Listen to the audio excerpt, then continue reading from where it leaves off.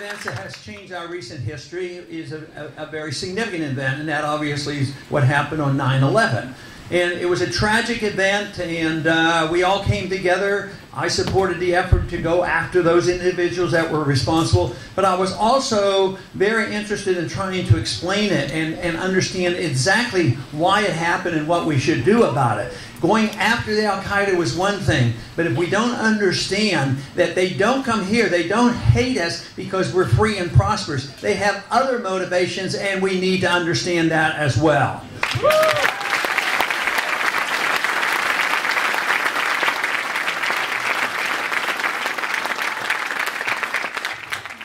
The tragedy is that immediately after 9/11, even though there was the military effort sent overseas and misdirected, the excuse to go in and start a war with Iraq that had nothing to do with 9/11, and the wars have been perpetuated. And this is what we have to be cautious about, not to put our heads in the sand. We need to know the truth about what's going on, and just because there's a lot of propaganda out there on the need to go to war, whether it's Iraq or now currently going into Syria and Iran, we need to be alert and only go to war when it's necessary for our national defense, not to invoke and not to impose ourselves on other people.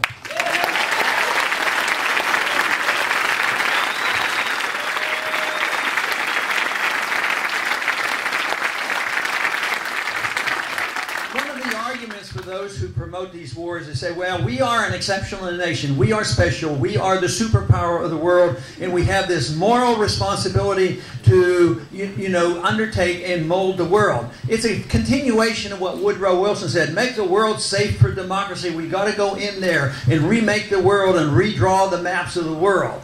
And under those current circumstances, then what it does is it says that we're supposed to go over there and we have the moral high ground even though we don't have the money because of this concept of American exceptionalism. And I have some beliefs about American exceptionalism, but I look to our traditions, I look to our past understanding of personal liberty, our free markets and sound money and a foreign policy quite different, where the founders advised us to be friends and willing to trade and negotiate and talk with other people. But then the obligation that we have upon ourselves is to have the freest society in the world, to protect civil liberties for every single person here, regardless of what group you belong to. Set a high standard, have a great economy where the people around the world would say, America is exceptional. Why don't we emulate them? Just think how much better it would be if we set a high standard and people would want to copy us and emulate us, rather than making this assumption that we can force ourselves on others and cancel all our goodness. That, to me, would be a much better way to spread the goodness of America.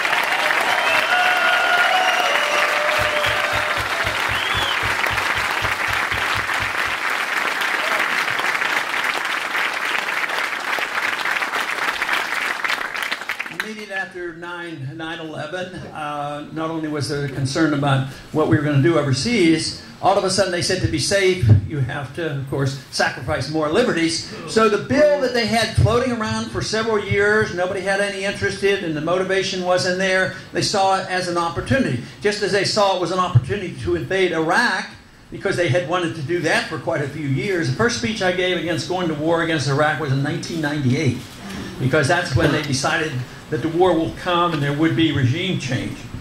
But right after 9/11, within a week or two, the bill came to the floor that had been around, and it was called the Patriot Act. The Patriot Act, of course, passed.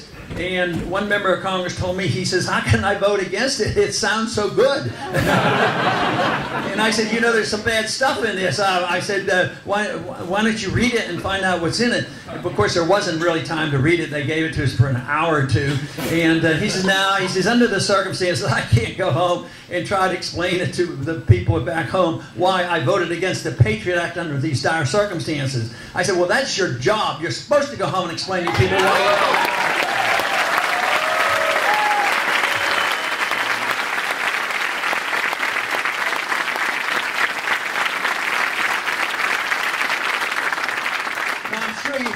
As the bill bills go through Congress, you hear the names of the bills, but there's almost an absolute rule. If you see a bill that has a fancy name on it and what it's going to do, it's going to do exactly the opposite. So if you have a bill called the Patriot Act, you can be darn sure it's going to be very unpatriotic if it gets passed. And I think that is the case. Now, my suggestion back then was to try to tell the truth about what we were doing. We should rename it, Repeal the Fourth Amendment Act. And maybe there wouldn't have been so many that had voted for it, but it literally did. It gutted the Fourth Amendment. The privacy is used. They use the ability to search without warrants and invade our homes and all our privacy to establish the powers of the TSA. I mean, the TSA is not making us safer, and it's certainly making us less secure, and it's making us very submissive. So I have one little beef about it, that if we as a people can look at the pictures of